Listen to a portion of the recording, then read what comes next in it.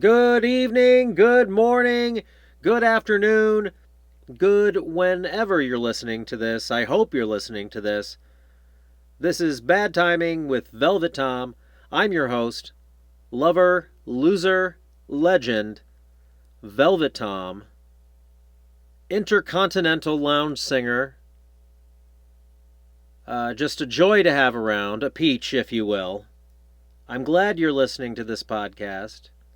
I hope that you like what you hear from this podcast because it's just a series of conversations with friends of mine in the entertainment industry, special interest, all sorts of fun stuff. So just kick back and enjoy those conversations because I started this podcast during the COVID-19 pandemic. So, hence, bad timing, really.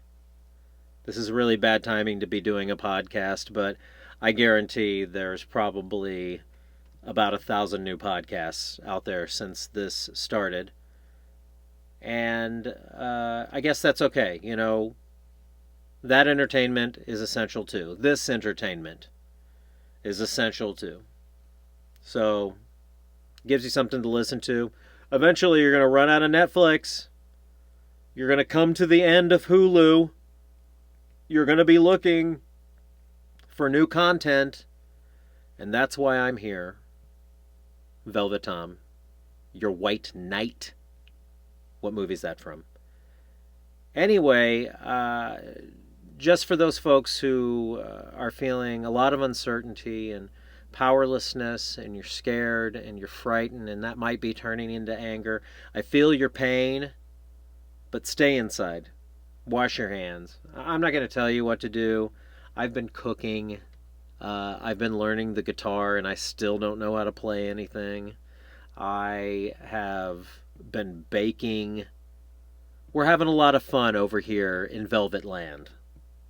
And we're getting through. And I'd love to hear from you.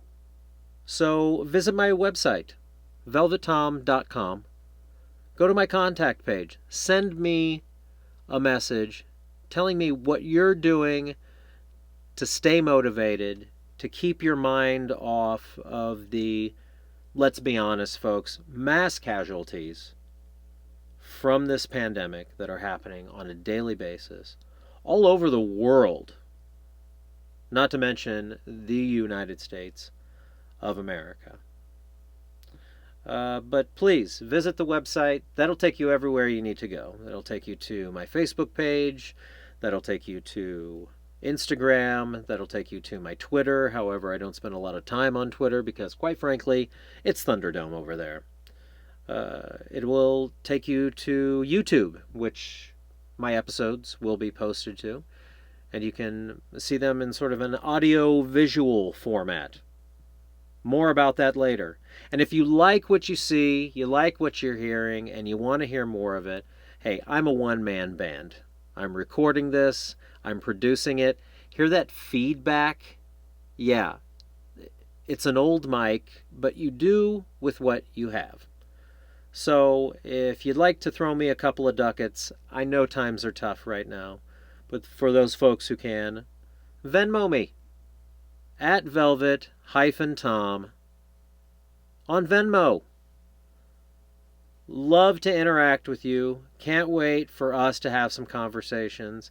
Don't be a weirdo or you'll be blocked. My guest today for episode 1 of Bad Timing with Velvet Tom needs an introduction because no one hardly knows his brilliance.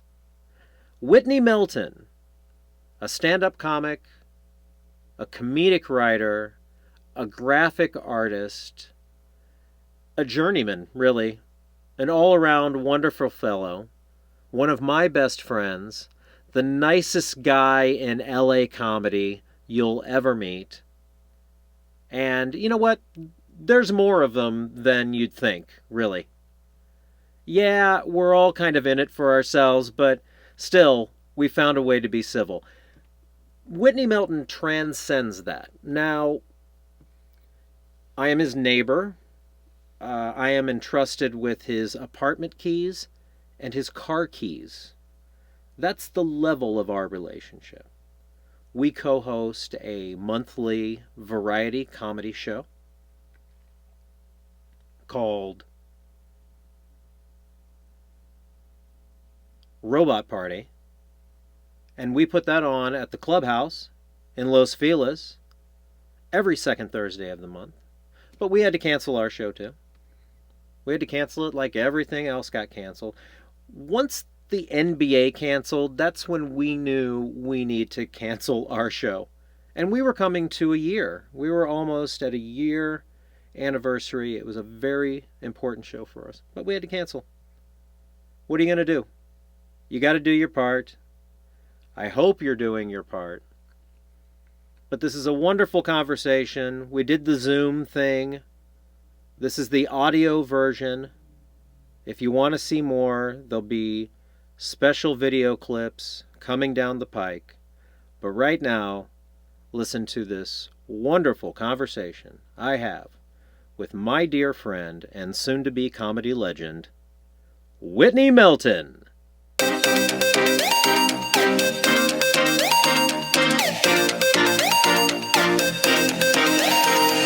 How you doing? How things been going? Things have been going. It looks like we're both growing quarantine beards. Yes. Well, you still have color in yours, so congratulations. Oh, this is just for men gray. I put it in to age it. Yeah. I thought about getting some of that. I thought about checking it out, but I've been too lazy, and that's the thing about when you are by yourself. There's no point in doing any of it. You know what I mean? Yes. So you've only been doing anything essential. Did you sneak out at all for a hike or anything like that? No. I went to mail something the other day. And by the way, the post office was packed. I was expecting, they say it's going out of business and shit. There were 40 people there. Which one was this? The Vermont? Yeah, the one in Vermont. Yeah. It was packed to the gills. So I mailed something, and then I went for a little drive because I hadn't been for a drive in weeks. And I got on the freeway, and there's tons of cars. It's like I thought this would be completely empty. I mean, it feels more like an LA on Sunday, where there's still cars. It's still kind of busy. Or it's LA at Christmas time all the time. Yeah. It's light, but people are still here.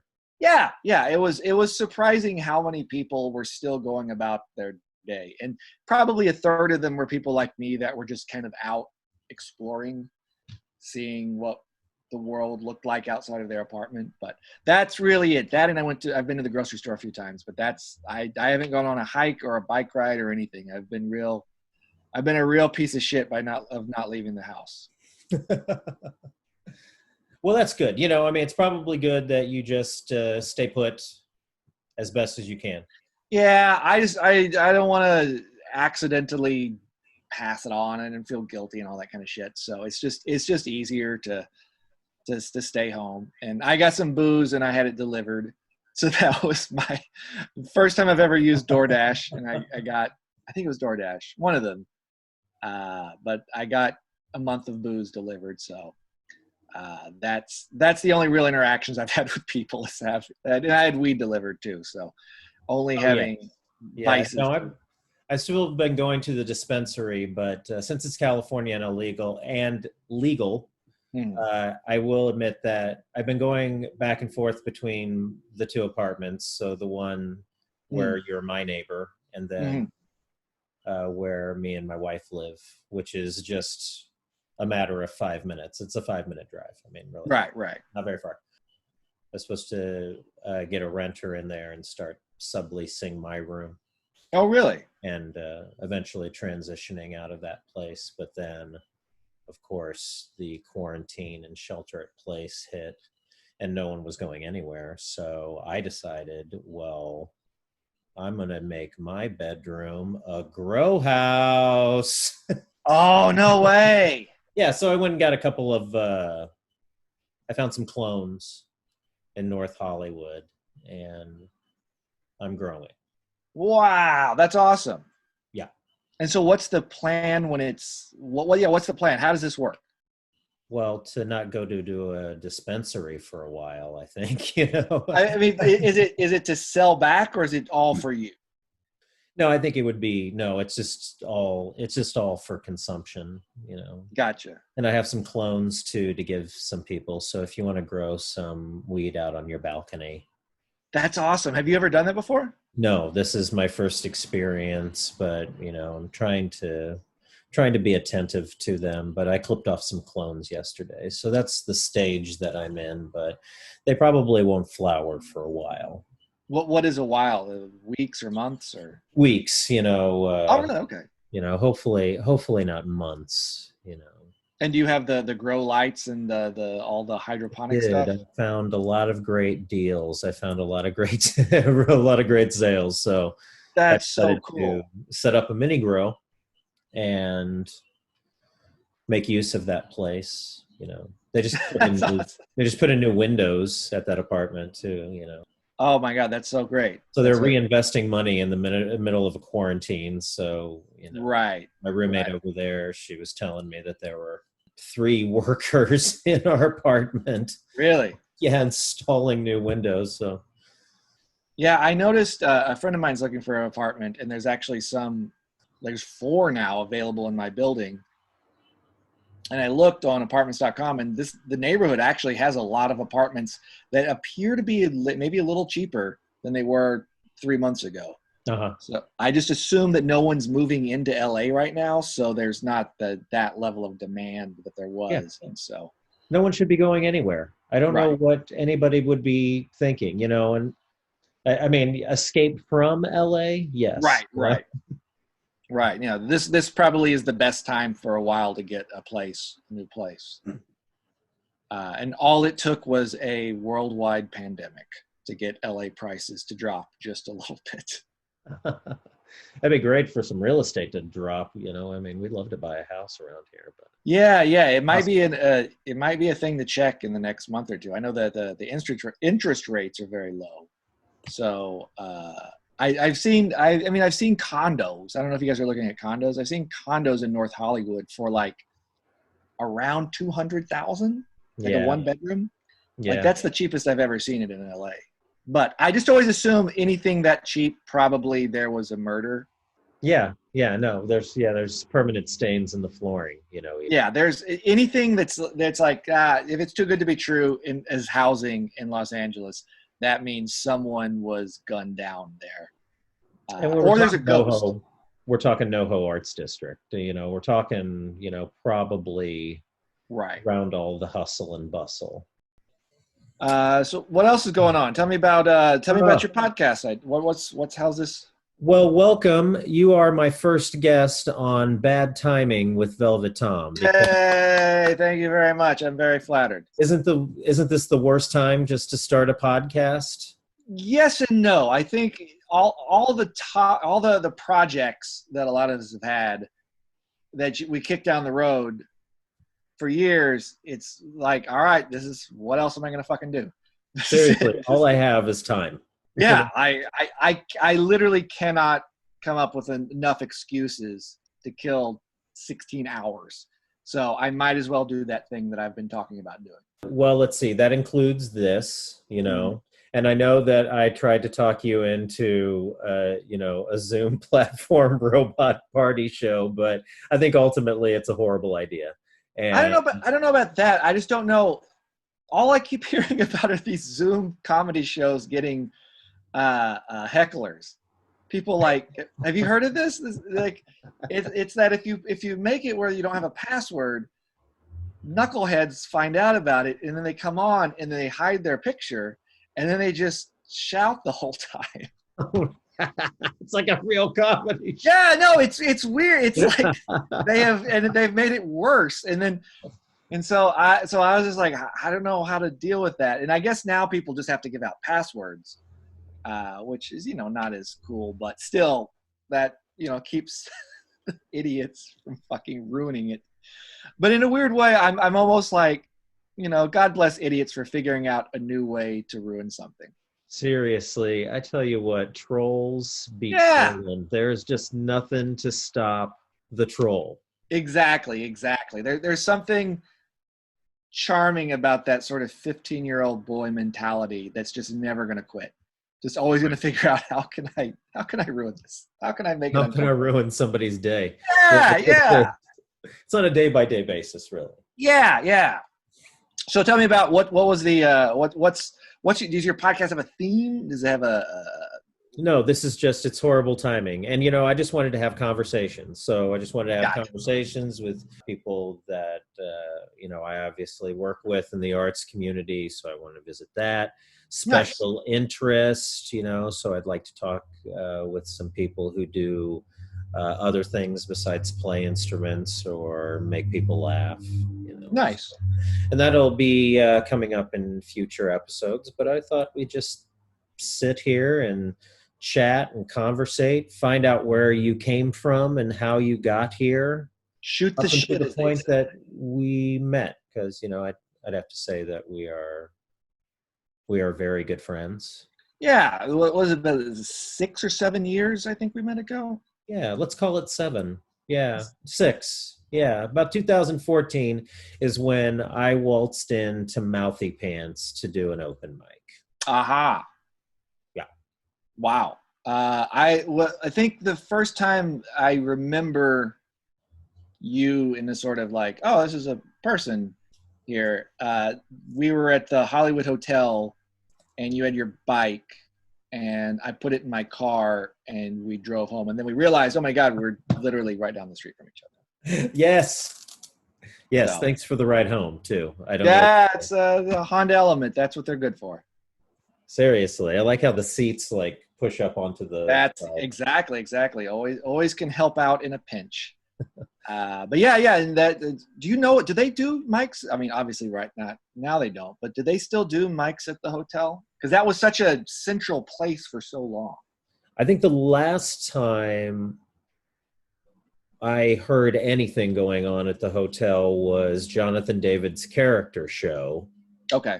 And then I never ever saw any listings for open mics there. I just don't think I don't know. The room is after the configuration of the Yeah. room, it just isn't the same. Heartbreaking. Yeah, It's yeah. absolutely heartbreaking. I mean, it looks on paper nicer, but it just ruined the idea of that room as a performance space. It's so tragic. It really was. Yeah, I guess I understand what they were trying to do, but Yeah. reconfiguring the room, the bar area is really nice, Yeah. and As but a bar, it is probably a nicer space for a bar. But as yes, a comedy venue, it is no longer what it was before, which was just a dirtbag black box theater. it was a moldy, awful Yeah. place where suspect things happened on Yeah. sometimes a nightly basis, and Yeah. that's the way it should have been left. What But was the banner behind the stage?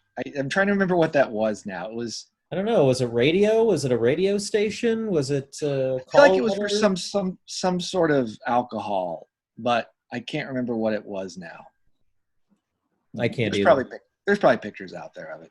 Well, it was also what was the name of that room? That room had a name. It was named like was it the W.C. Fields room? Was that what it was? That sounds right. I think so. Because I So know all even those that back I think rooms. has been removed. Yeah, yeah. That's it's very much like one of those like paved paradise, put up a parking lot, like where you really like when you were there, you're just like, oh, it's the hotel. You kind of make fun of it, and then now that it's gone, it's like, oh, I miss the hotel. Yes.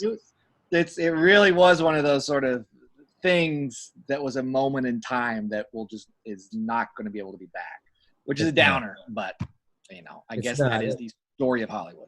I gotta, I mean, I gotta hand it to people who kept on doing shows even when they took it over into the ballroom off to the side Right. there.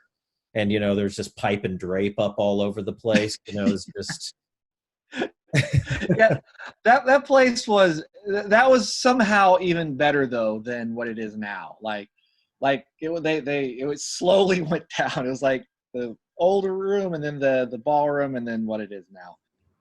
But yeah, that back room they had. I don't know if you were there whenever they did like real shows where they would have the big light in the back. They had a big spotlight, but it was from like the 50s, and it was so bright that it looked like, when there's like anti-aircraft carrier light. It was like one of those sort of things. Oh my gosh, really? Yeah, it was pretty great. It was Just a pretty great. floodlight Yeah, shining. exactly. It did a terrible job, but it was also kind of charming in how bad it was at its job. I miss that place. I miss the Lotus Lounge too, which was right Yeah. across the street from Hollywood Hotel. Yeah.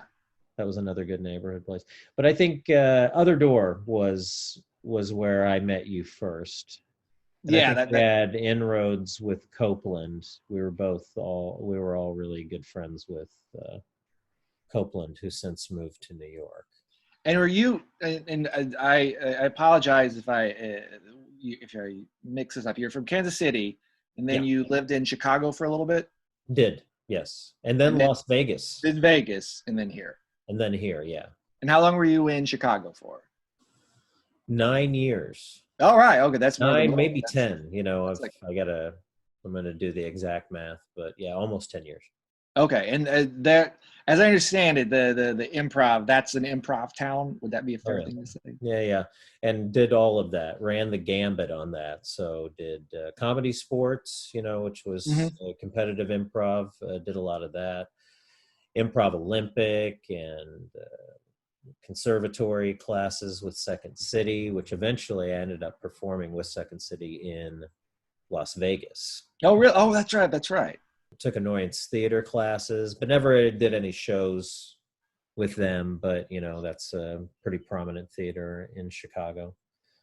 And all those theaters are still standing in Chicago. They've moved locations, a couple of them, since I've left, which was 2004. So I haven't been back. I think I've only visited Chicago twice in that time. Yeah, I think 2004 is the last time I was in Chicago as well.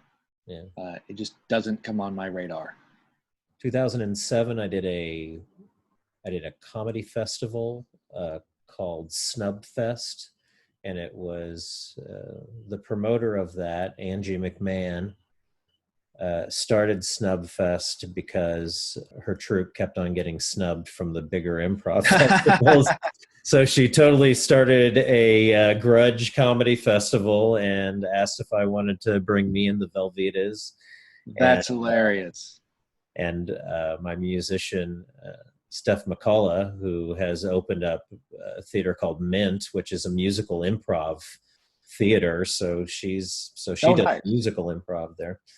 So that was sort of the last time that I ever performed there. Actually, that was videoed by some guy. I don't know. Have you ever known a New York comic? His name's Jim Mendrinos. Does that name at all sound familiar? It does not, unfortunately.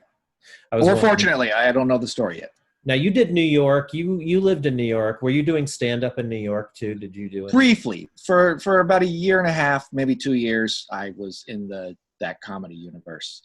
I wasn't nearly to the extent that I am out here.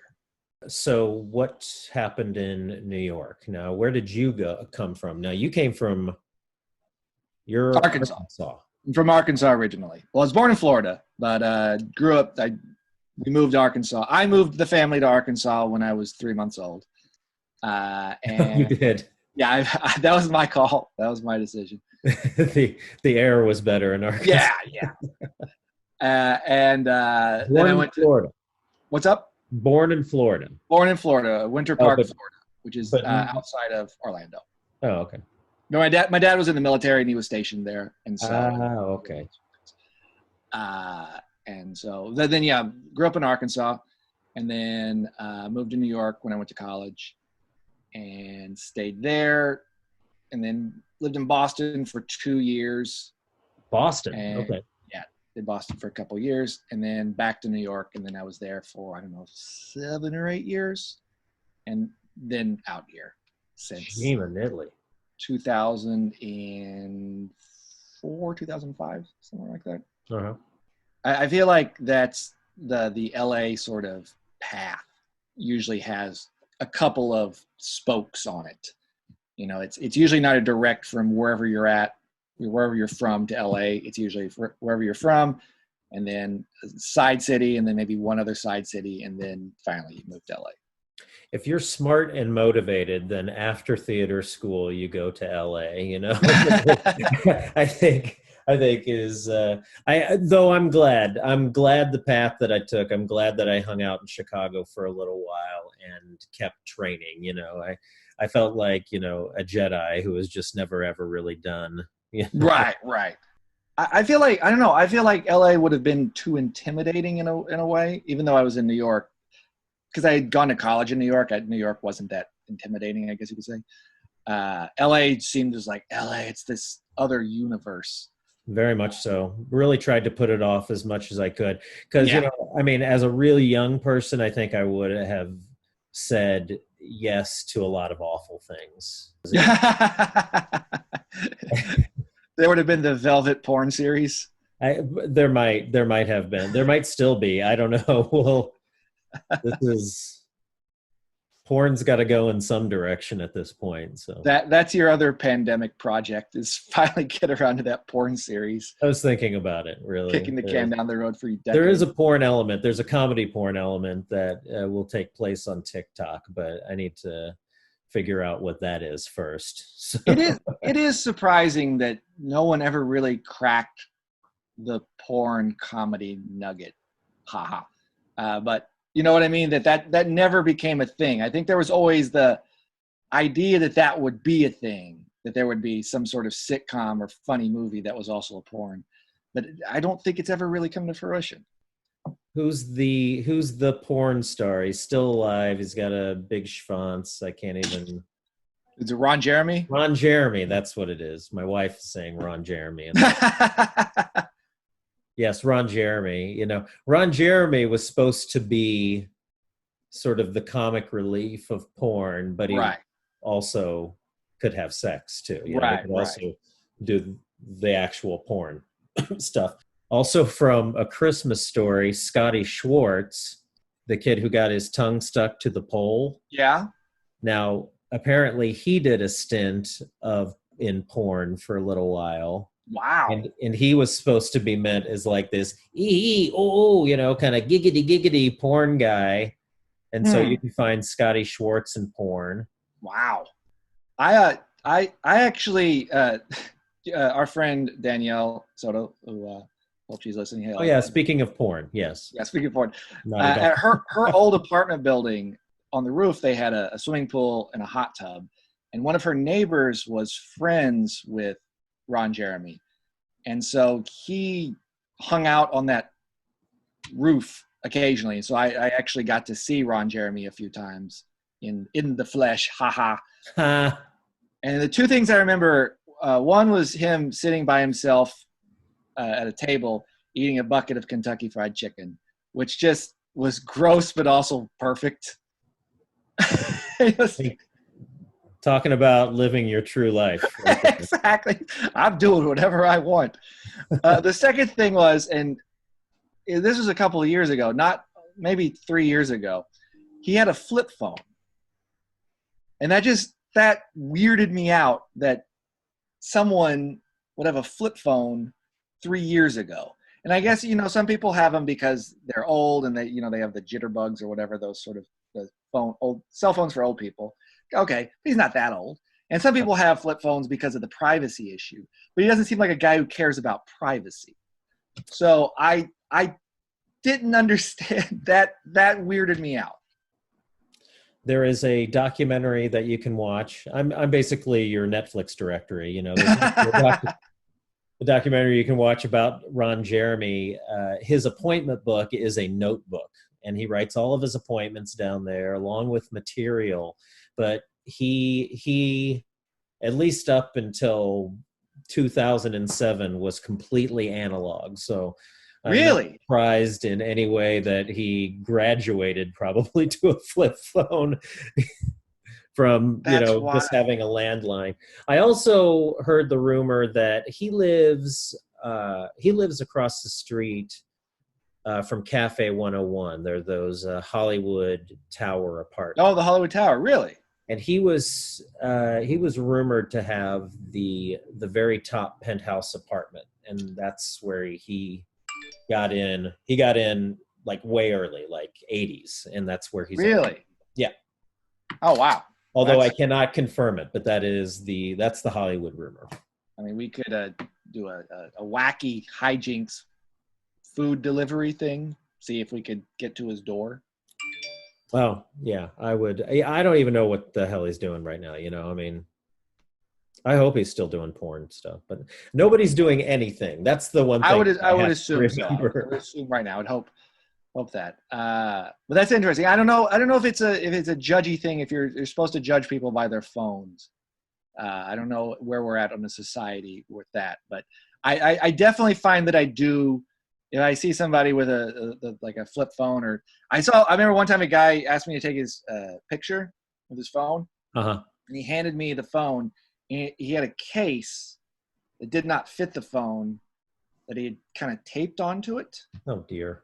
And I was like, all right, come on, guys, cases are $5.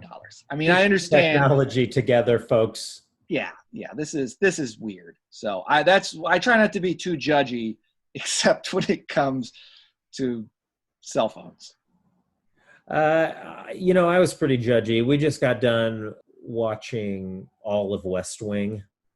Oh, sure. Started it a while ago. It hit the back burner because British baking took forefront for a while. So we did British baking for a while, but then after British baking was all over, plus some other stinker baking shows that I will not recommend. Okay, yeah, don't even say their names. We decided I can't speak of them. But then we recommitted to West Wing, and that was all flip phones. That was crazy. I would say that 80% of scenes from season 3 on to the end took place on phones. Oh, really? Yeah. And this was before texting too, right? Yeah. I mean, if you were texting, it was that T9 texting, like that predictive, the old right. predictive texting. How does West Wing hold up? I mean, it's awful schmaltzy, and it's kind of the schmaltzy political world you want to be living in right now. Sure. But they did. I mean, when you think about it, they did everything. They put that Oval Office through every pace. The 25th, invoking the 25th Amendment, and impeachment over censure, and he was always in the war room going into war. Majority of the scenes took place in that. So experiencing what we're going on with, where it's just rope-a-dope whack-a-mole every day, right, from the current administration, it feels like he is trying to do every West Wing episode, but it's shitty people instead. Yeah. Administration. I've thought of this before, that the Trump administration would have made such a great show on HBO. It would have been so good as a dramedy, like a Sopranos, like comedy, but with violence and stuff like that. That would have been my favorite show ever. A show about Donald Trump as president and how bad he is. I would have loved that show. Yes. But in reality, it's just awful. It is. It's awfulness. And I know that not everybody listening will agree with that, but they must have some sense just how Sure. how bad it is. I think we're down to like in the mid 30s now of support. So hopefully most people are also in that sort of, this was funny 3 years ago when everything was going fine. When things aren't going fine, this isn't so much funny anymore. Now, New York, you were there for 9/11, yeah? I sure was. Now, I happened to be there for 9/11 from Chicago. We were doing we were doing a gig at the Javits Center. So you and I were in the same city at the same time. I do not think I realized this. And that was sort of day the earth stood still. I'm assuming the gig got canceled after yes. Oh yeah, like on our way. A couple of us were late to the gig because we slept through our wake up call and alarms. So that was me, one of them, and another cat. And so we were late. So our producer was already pretty mad at us anyway. So he's like pounding on our door, and he's pretty upset with us, and we're in a cab on the way to the Javits Center, and we were at the Park Hyatt. At this point, it was like 7:30 in the morning, and we were groggy, and we had all sorts of things to learn, and we were over there rehearsing and everything. And that's when we heard something had happened, that a plane had hit one of the towers. That's when the IATSE guys were there, the riggers that were hanging lights and trying to get all the set pieces. They had access to the roof, so they took us all up to the roof because... Oh, really? Yeah, because once the plane reported there was reports of the plane, they shut everything down. Mm-hmm. So we were all sort of trapped at the Javits Center, but some of us went up to the roof. But I remember our producer actually said something. He was like, boy, if today didn't happen, I'd still be pretty angry with you. he was like, thank God for 9/11. Be lucky 9/11 happened, guys. Like, are you kidding me? At least that's how I perceived it at the time. And I was very, but that was a weird experience. Were you stuck in the city for a couple of days, or did you get... Yeah, we were at the Park Hyatt for a few days, and our hotel had to be evacuated a couple of times. Like, really? To go off, yeah. Wow. Now, trolls, that was probably the golden age of teenagers calling in bomb threats to hotels, too. Oh, probably, yeah. I mean, but they made it the way the local news was talking about it, because I remember like the TV screens were all sort of blaring the same national or local news, but it's like, if you have any tips whatsoever, it's almost like the racial profiling started immediately. Right. Oh, absolutely. Absolutely.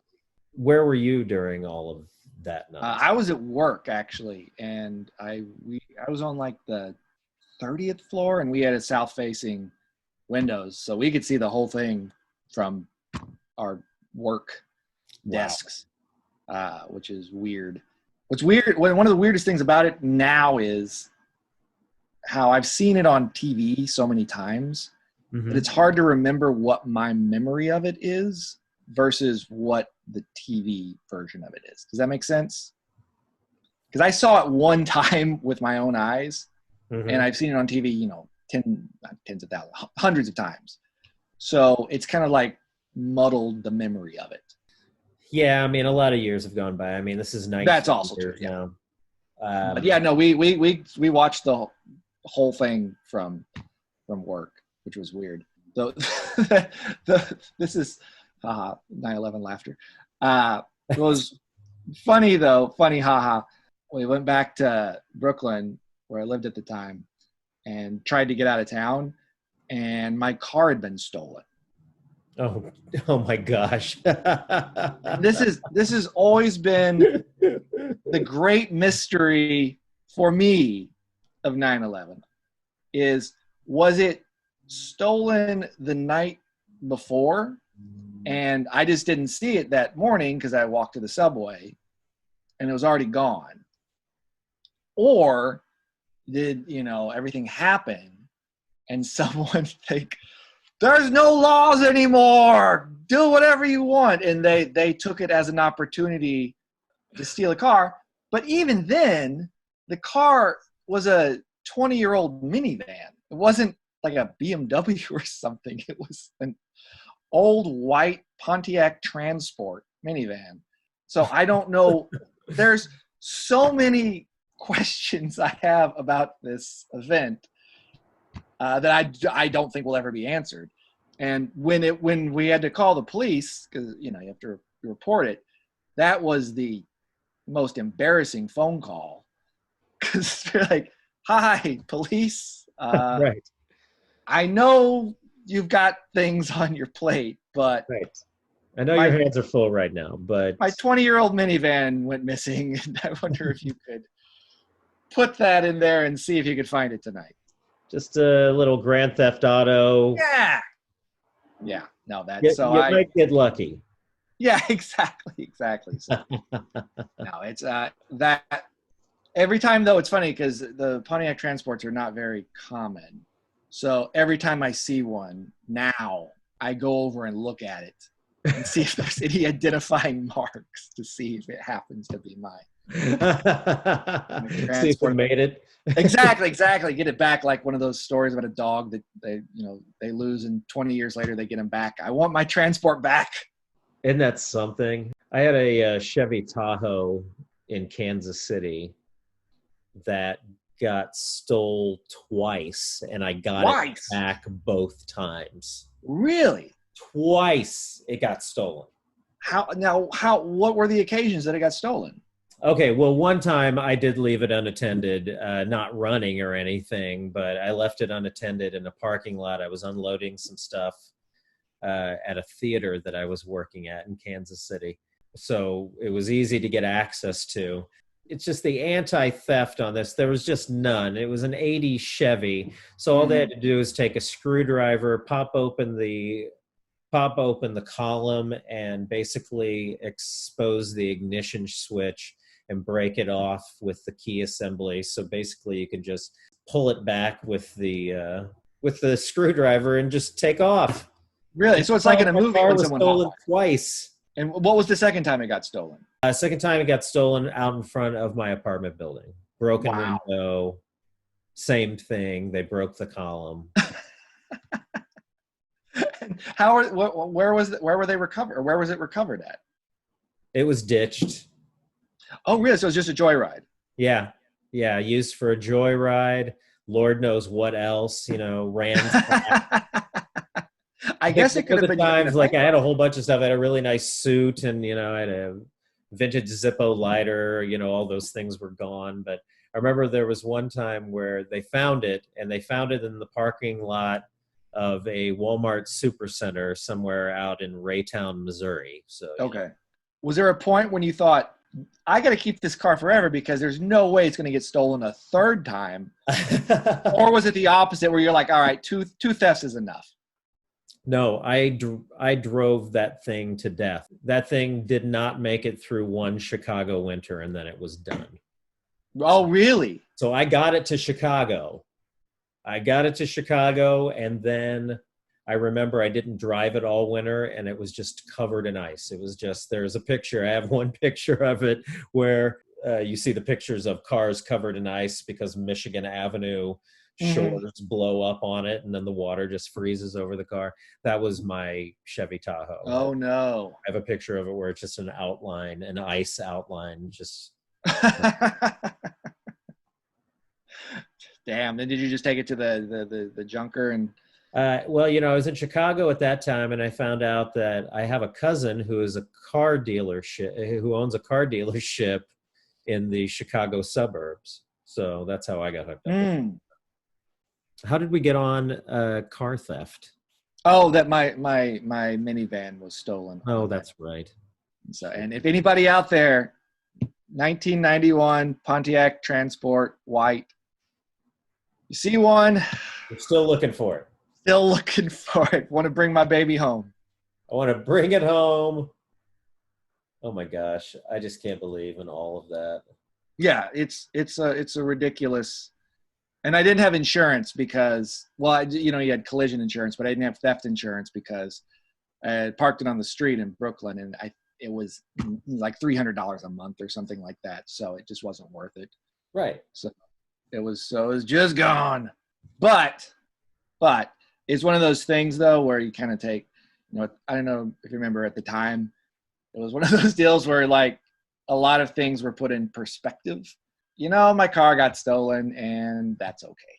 It was definitely, compared to what could have happened, right, it's really not that big of a deal. Yeah, no complaints, really. Count your blessings. Exactly. This is this is even at the time I knew this was going to be kind of a quirky story as time went along. That being said, it would have been really nice to have gotten out of the city that weekend. But what are you going to do? But it would have been great to escape. I think we ended up staying in for a few days before we got the picture, before I think we were allowed to escape. Because the Park Hyatt's right next to Grand Central Station. It's like right across the street from it. Mm-hmm. So we took a train to Connecticut, and then we rented cars and then drove home to Chicago from Connecticut. So yeah, we eventually escaped, but it took a while to get there. Were you able to perform at all, or was the whole thing kind of a wash? Oh no, it was a total wash. It was a total wash, and thank goodness. I mean, it was just. I think we eventually had to do it. I think there was like eventually a small cast where they said, "Hey, we want to revive the bit," and it was for a printing and copying company. Printers, we're still worrying about documents and these big machines and everything, and then soon after that, everybody was going paperless and everybody was going digital. So So you guys were performing to like a Dunder Mifflin sort of situation. It was. We would stand up there and go, "Hey, meet the blankety blank model number." It's sorts and staples and collates and reverses and does all sorts of things. I mean, it was all boring stuff, and it was all very, very copy heavy. So we had to memorize these scripts with just jargon and jargon and jargon. Oh, wow. Eventually they toned it down. Like, we begged our producer. I was like, you got to take it back. They got to be okay with us not saying this much. But, apparently the people they sell to eat up all of that information. Really? I guess, yeah. It has a 2-fold bicarb manifold. Oh, those are good. Oh, Wanted one of those for a while. And it was like these little vignettes where the lights would open up on us, and it would just be like a scene starting, and then we would just go into this very, very dry, not very funny sketch. They didn't want funny. They wanted data. But it reminds me of, like, did you ever watch Star Search? Yeah. Growing up? Remember, they always had the spokes actors. They always had like the best female actor, the best male actor. They would do these edited interps of Neil Simon plays for the audience. But that's what it was like. It would they'd be like frozen in tableau, and then the lights would come on, and then we continue into acting. And that's wow. Yeah, it's terrible. I genuinely want to see this now. That sounds amazing. It's like some sort of weird ride at Disneyland or something like that from the 50s. It felt very animatronic because we were like up on platforms with the product. Did you do other ones of those, or is that the only one you ever got? Yeah. I got a whole career of corporate entertainment, Whitney, that would bore the teeth out of your head. Oh my God. This honestly sounds pretty great. I mean, I understand, probably great for 3 or 4 minutes, and then I'm like, okay, I get the just perform for thousands of people. I mean, mostly drug companies, perform for all the big ones, like, Merck and Lilly and Shearing Plow, and, do their national sales meetings. And those things were just off the hook. So much money spent, pyrotechnics inside of ballrooms. Really? We're just talking like a hotel somewhere in Orlando that, that the tinderbox anyway. And here you are setting off like wow flames. And it would always be, welcome your CEO, Chad Chadwick.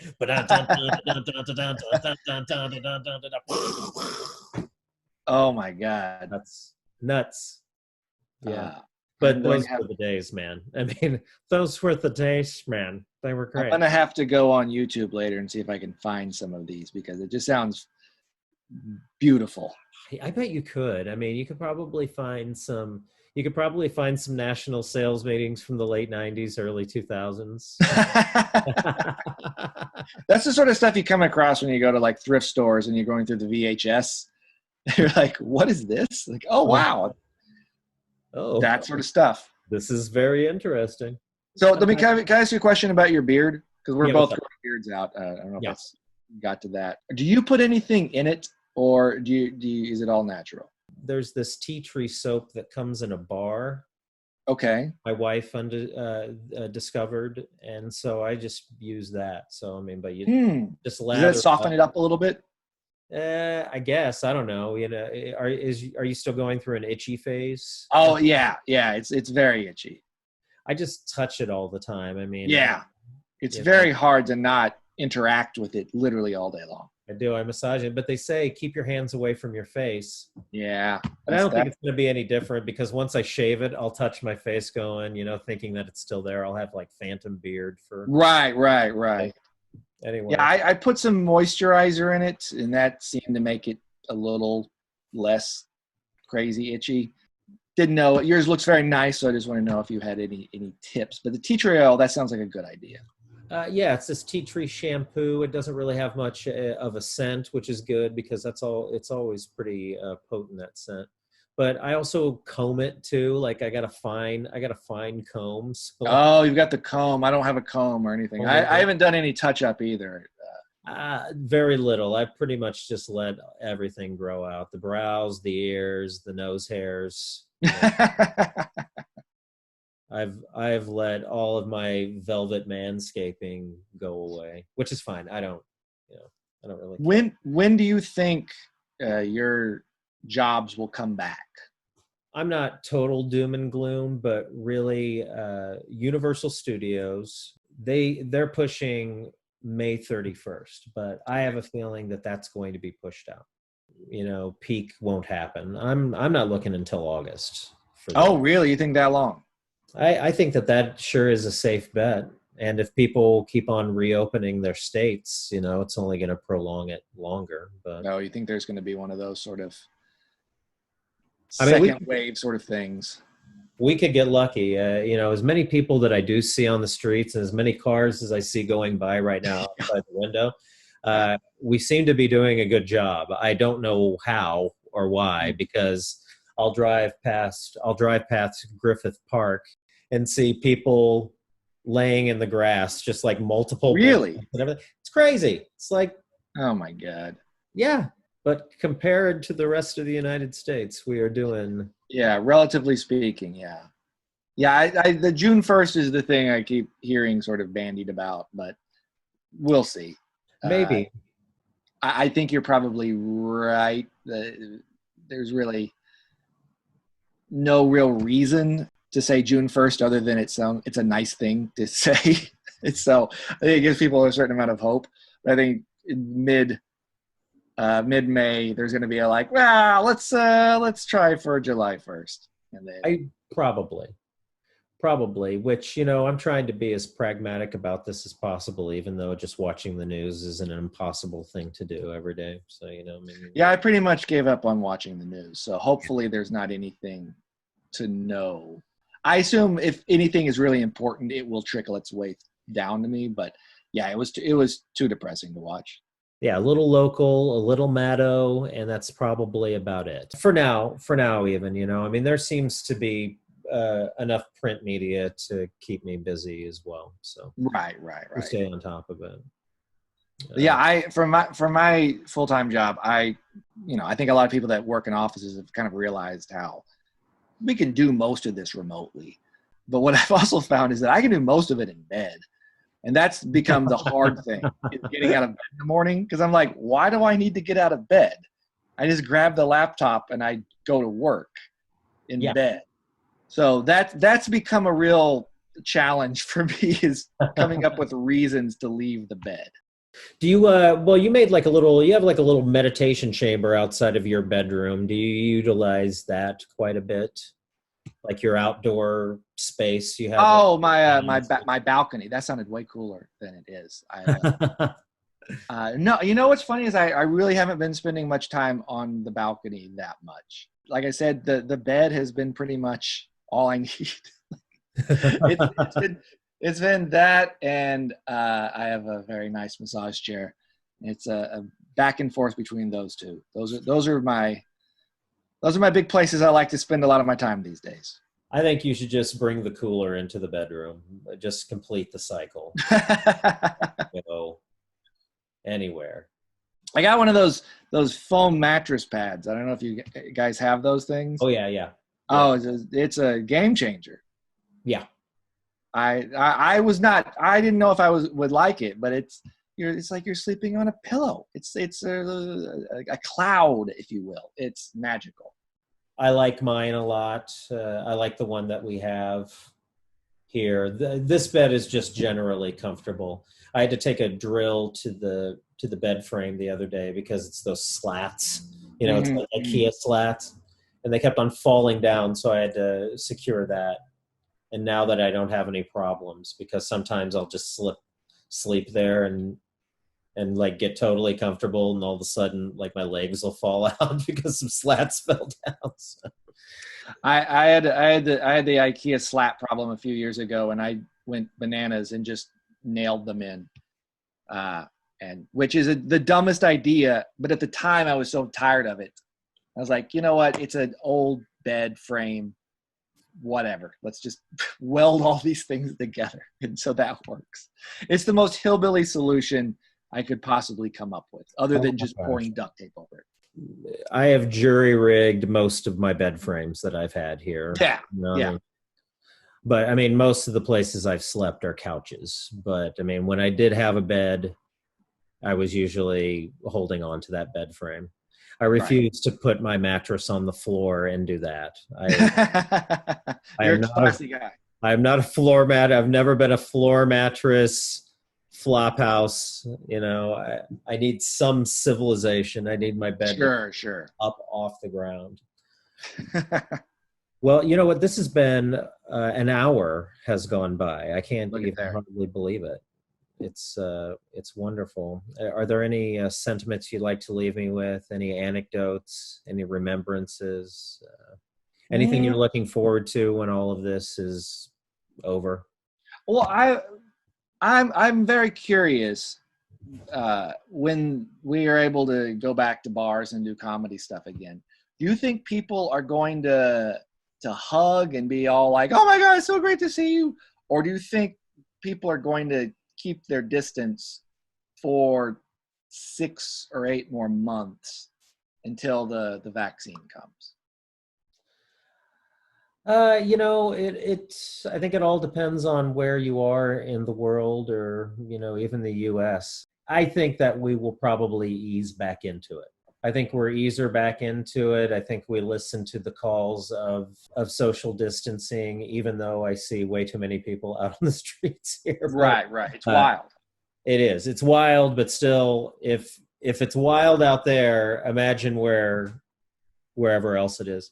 Right. So I have a feeling that we'll probably, it'll go back to elbows, and then it'll go back to fist bumps, and then it'll go back to, twiddly fingers like this. Right. And go back to longer handshakes. But I don't know. Some people might be so starved for it, they might skip the hugging and go directly to the humping. Really, I think that's the real thing, is that not so much the mild form of affections, but it's get in me, that sort of, it's back to sex having. For some people. But yeah, I'm very curious about when, because it's like I said, it's going to be a year before there's a vaccine. So when we're back to being able to actually interact with each other, that is a whole nother thing that we're going to be experiencing. I will probably be easing into it. I think probably for, some people in my life, a handshake was overrated anyway. So maybe is good enough, really. But maybe, what about yourself? I can't imagine that the Japanese, bow to one another because it's some sort of honor thing. It's probably the fact that they don't have to shake each other's hands, that they... Right. Yeah, this may have been the death knell of handshakes and other things like that, which is, that's fine. I think that you'll find a lot of people were just shaking hands because other people were shaking hands. And Right. This is what you do. Yeah. relieved that, this is what we did. This is a very American thing. We often judge people by the firmness of their handshake. And Right. so now it'll probably be, we judge people by the lingering of their eye contact as bow at each other. It'll change in some way. The sharpness of their elbows. I can imagine not hugging anybody anymore. I feel like it's just going to be like a weird, awkward junior high dance where everybody's going to be like 5 feet away from each other and not knowing if they can interact and what they're supposed to do. And it's just going to be just awkward for about a year. Yeah. What's appropriate, really? Exactly. What about yourself? Do you have any final thoughts?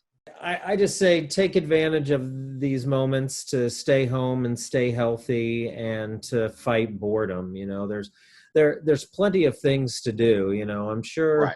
I can't imagine people are looking around their cluttered apartments that were cluttered because they just set stuff down while it was just a place to lay their head while they went off to their job anyway. I can't imagine people looking around and going, oh, there's nothing to do. I'm sure there's always something to do, something to very minimum. We should end up with very tidy apartments. Marie Kondo was last year, and now that's stewed for a year. So now go ahead and recommit to some of those things. I've been picking up the guitar, and oh, nice.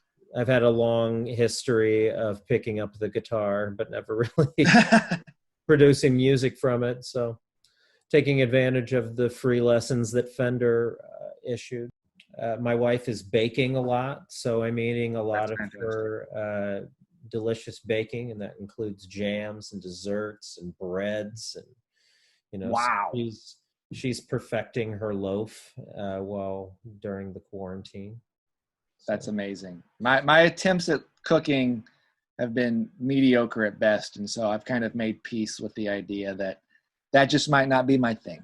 When it comes to cooking, because it is something of substance you need to eat, I challenge you to recommit, Whitney Melton, because we have been making restaurant level meals here. Wow. Seriously. I mean, if I do say so myself, perfectly seasoned, the right temperatures, had a nice little, buying a lot of prosciutto. We have a lot of cheese. So, fantastic. Right now, the plumbing is backed up with some of the meals that we've had. So that's the only thing, is that it's good going down, but then you're on the toilet going, come on, something happened. But for a while there, we're pretty regular because we have try and do the Whole Foods thing. So even when you think it's bad, it's pretty good because you made it. But you should probably leave your bed if you're going to cook.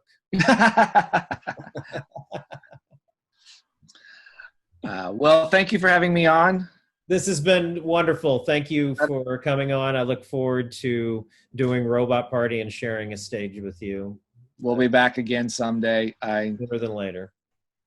We'll make it happen again. And thank you for having me on. This was fantastic. Tell your lovely wife I said hello. Oh, yes, I sure will. You can actually, do you want to yell it? She can hear you. Hey, it's Whitney. Hello. Hi, Whitney. Oh, you guys still have a baking pan actually at my place if you need it. Oh, yes. I was just thinking about that. You hold on to that and maybe make some enchiladas. All right. I'll see what I can. Maybe I'll try to impress you guys and cook up something nice and cheesy. Challenge to you. All right. I love you. All right. Here. Love you. Have a great one, guys.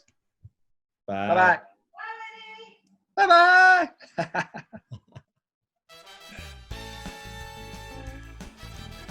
So velvet.